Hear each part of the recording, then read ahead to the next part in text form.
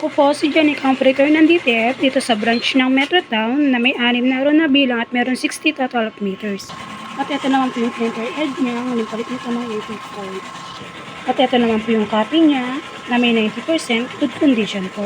At ito naman yung damper niya, ang uling palit nito ng April 4. Head clean.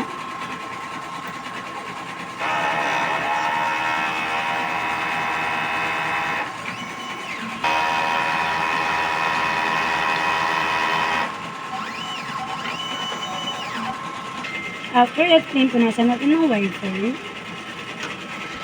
Nasa check. Yung system natin, tama na po ang label. Ito naman yung ground wire natin. This tank kakalis na ngayong araw.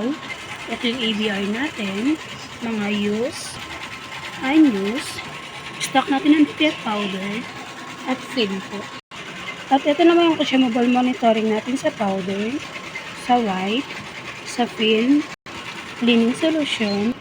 At ito naman yung output record natin. At ito naman yung maintenance checklist natin. Salamat po.